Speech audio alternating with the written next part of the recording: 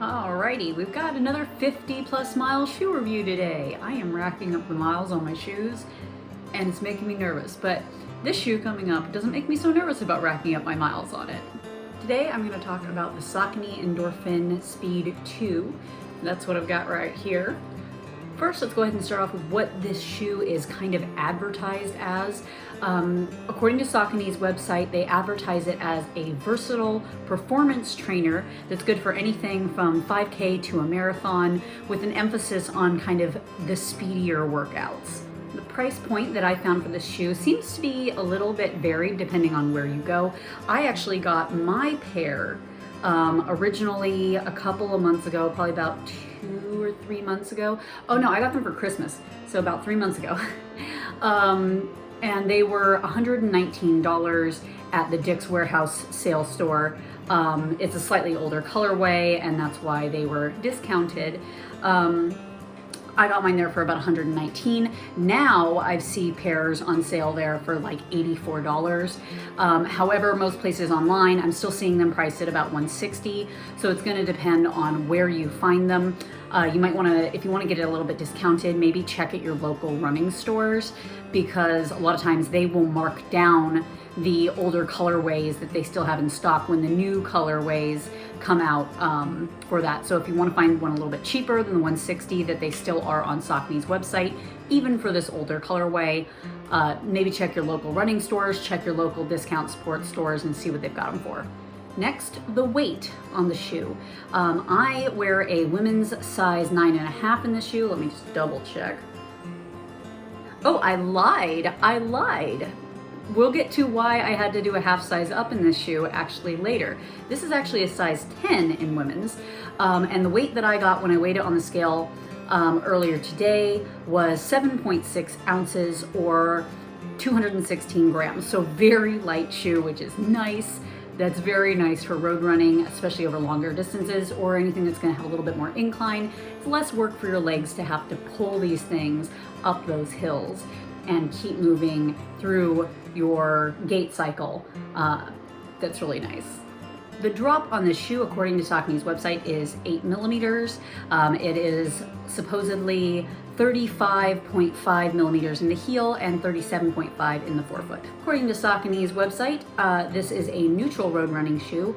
However, I found that it's not terribly twisty as some other more neutral shoes. So I'd say like on a scale of 1 to 10, as far as how neutral it actually is. Let's say 1 being absolutely 100% loosey-goosey, twists all over the place, bends all over the place, neutralness being 1, and 10 being like 100% stable. I'd probably put this at about a 5 out of 10 on neutrality. However, we will talk about its actual practical stability because of the stack height a little bit later. As far as firmness of the actual ride and the foam is concerned, as you can hopefully see, the foam on the shoe very much, and everybody else has pointed this out too, this is not an expose on the foam of the shoe. It very much looks like those disposable ice chests that you can buy at gas stations and such. And it feels like that too, if you like actually touch it with your fingers. I would probably put it at like a 5 out of 10 as far as firmness is concerned. It's not super squishy like Fuel Cell by New Balance, but it's not really hard like some of the stuff that's used for, like, I'm thinking of the Under Armour shoes.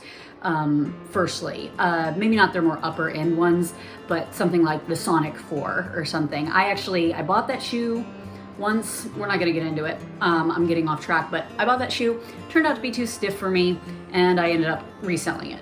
But it's about 5 out of 10, so not bad, but not super firm, not super soft, just right there in the middle. Some of the technology that Saucony boasts about on their website for this shoe is their speed roll technology, which just has to do with how it's kind of curved this way on the bottom of the shoe, which helps propel you through each step as you're running. I haven't found it terribly aggressive. It's not like obnoxious. I remember when I first put on the shoe for the first time, I did notice, like, I felt that a lot more, but as I've gotten used to the shoe, it's not nearly as noticeable. It kind of reminds me of like how a couple of the Hokas kind of do that. a lot. So it wasn't terribly unfamiliar. It just felt a little bit weird on foot at first, but I got very used to it, and now I don't really notice it very much, other than the fact that it just feels easier to run on like forefoot / midfoot on this shoe than to heel strike. And I think that's probably largely because of the speed roll technology. The other kind of interesting bit of technology that they boast about for this shoe is their full-length nylon plate.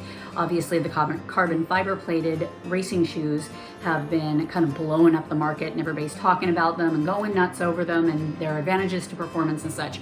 This one, since this is not the Pro version, the Saucony Endorphin Pro has a carbon fiber plate, and Pro 2. But this one has a nylon plate, which helps make it a little bit more affordable. Even at that $160 price point, if you can't find them cheaper somewhere else in an older colorway, it's still $40 less than the Pro version that has the carbon fiber plate. The nylon plate adds some rigidity. I'm not going to bend it too much because I don't want to ruin my shoes, but it's fairly rigid because of that, although not quite as rigid feeling as the Pros. I do own a pair of the Pros as well, but I do like this shoe. I'll be quite honest, I actually kind of find this shoe to be more comfortable, probably because of the lower rigidity than the Pro, but I can also definitely feel the difference between them. The Pro has just a hair more pop to it than this guy, which is why they've pretty much set this up to be the kind of training partner to the Pro, and then you save the Pro for race day, and then you train in this guy so you can kind of get used to the feel, but without becoming desensitized to it, which is kind of fun.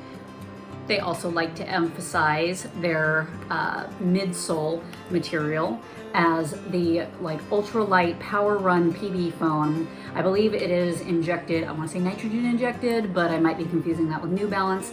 But that's what creates these funny little bubbles here, is where they've injected something into the foam that makes it expand in those and keeps it lighter weight instead of it just being a super dense material.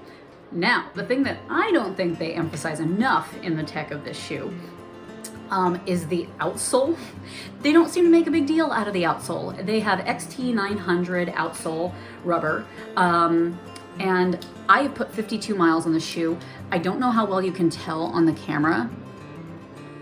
I don't know if I can get it to focus, but there is like nowhere, hardly at all. On the rubber of the shoe, there are a bunch of little dimples and such on all the little bits, so you can tell if there really was somewhere those would be flattened out. And there are only a few little spots where I'm seeing those start to go down and not have those little bumps on the actual outsole. It's really good outsole considering how little of it is actually on here, which contributes to how light this shoe actually is. I've actually used this shoe for races as well. I think this is a really good budget shoe if you want something for training and racing, and you actually want something that's going to give you some better performance things, but you can't exactly blow a bunch of money on carbon fiber plated racing shoes or the more expensive popular models like the Vaporfly or stuff like that. Onto how I have been using this shoe and kind of my observation and experience while using this shoe.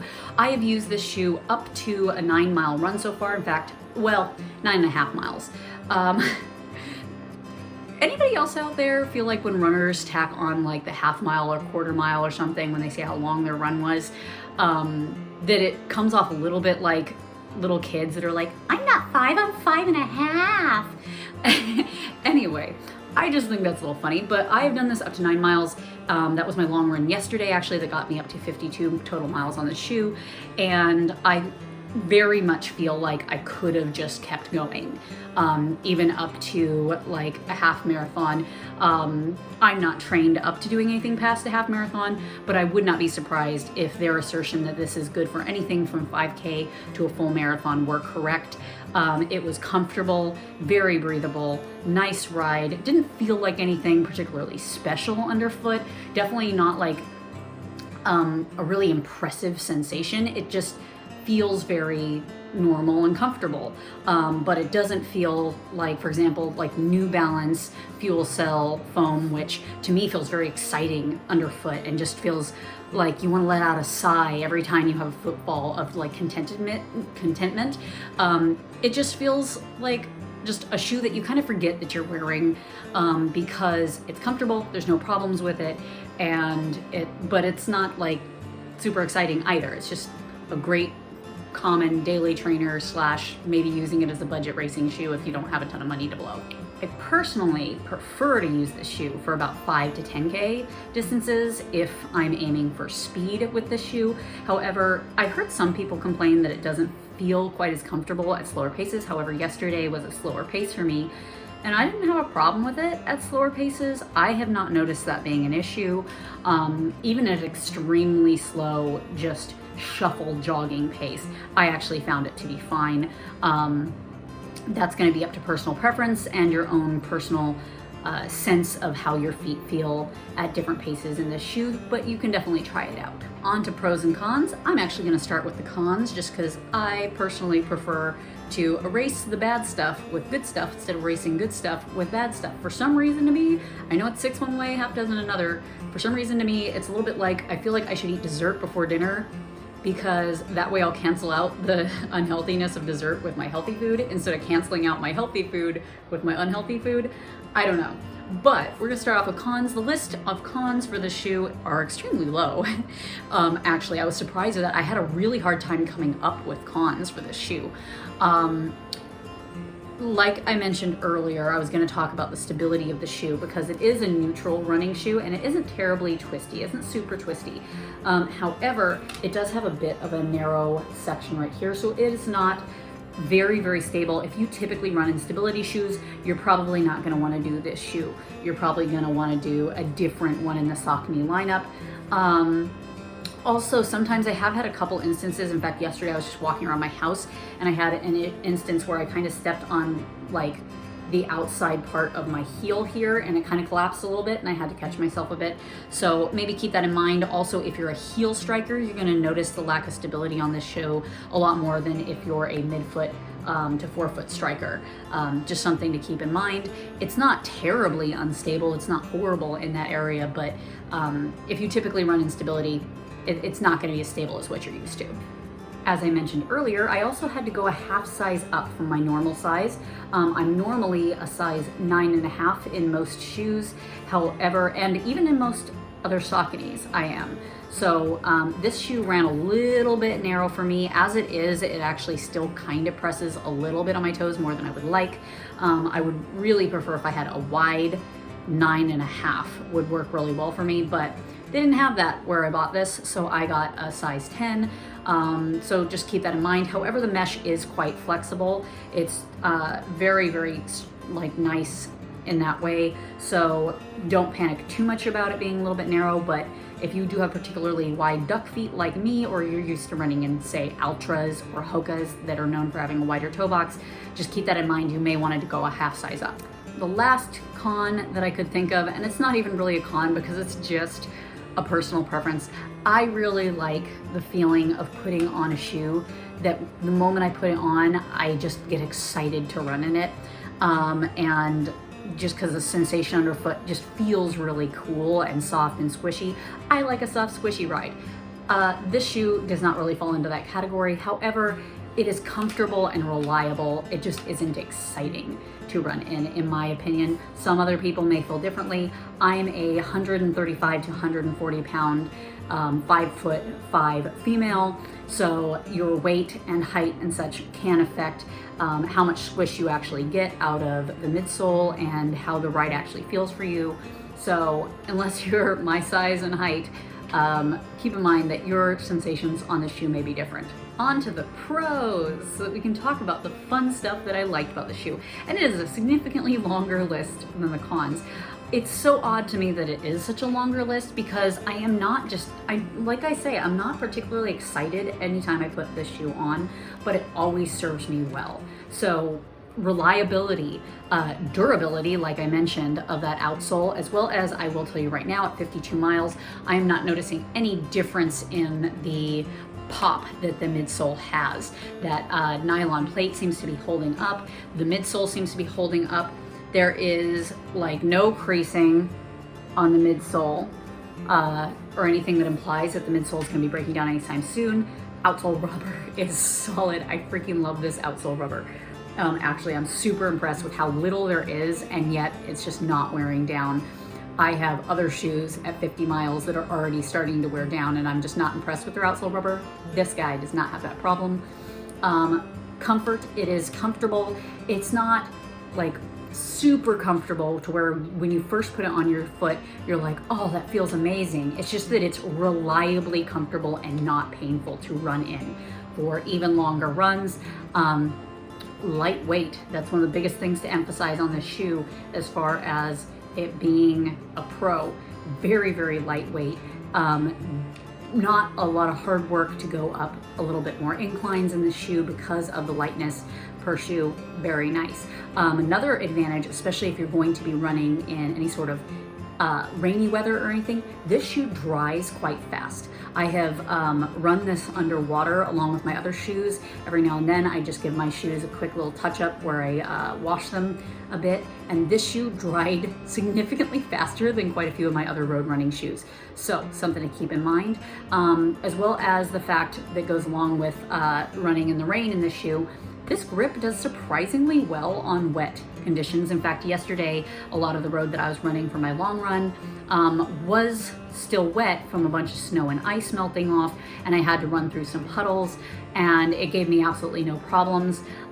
Maybe be aware if there's like slimier puddles, because there was one that I stepped in that had algae, and that was a little bit more slippery, but it wasn't too bad. I still didn't topple over or anything like that. But yes, very good if you're gonna have to run on race day or something and it's raining. I would probably reach for this shoe, to be quite honest, simply because of how quick it dries, the breathability.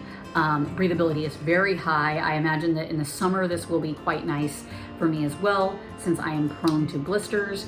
You're gonna get plenty of ventilation there on that as well. Let's see, what else do I got here? Oh, the lockdown. I really like the lockdown in this shoe. I find that to be quite nice. Funny little thing I want to point out, not really a pro or a con or whatever. I'm just wondering if this was a goofy thing with my pair or if they all are like this. It has this weird little tab thing. Like, look, this thing is not sewn on under the laces. And at first, when I realized that the other day, I was like, well, maybe it's supposed to be used as like a lace garage, which would be really weird for a road shoe, but they didn't quite fit in there or anything. So I have no clue what the point of having this little separated tab thing is. Like, I get the point of having this extra bit of material here because it helps keep the laces from cutting into the top of your foot, but I don't know why it's not sewn on, because I'm pretty sure it's sewn on the Pro version. I don't know. Also, good reflection on the back for night running or low light running, nice thing to have. And overall, just last Pro I have, this doesn't really matter for your running shoes, but I think it's a good looking shoe. It's just a nice looking shoe. They have a bunch of different color options, so whatever your preference is. This is my favorite color option for sure though. I just really like the combo of the purple and the blue, and I think it's a really pretty, nice, saturated blue color on it, and I just think that's great. That's pretty much all I have to say about this shoe. I'm gonna try to wrap this up because this is going long. Yeah, I will definitely be keeping this in my rotation. I'm half tempted to buy another pair while they're on clearance at the Dick's Warehouse, just so I have it in the future. But considering I've looked at the durability at the 50-mile mark, I don't think I need to buy another pair. I think these are still gonna last me a good long amount of time, and I don't need to rush to buy a second pair, which is good. Alrighty, I'm gonna wrap it up. Bye-bye.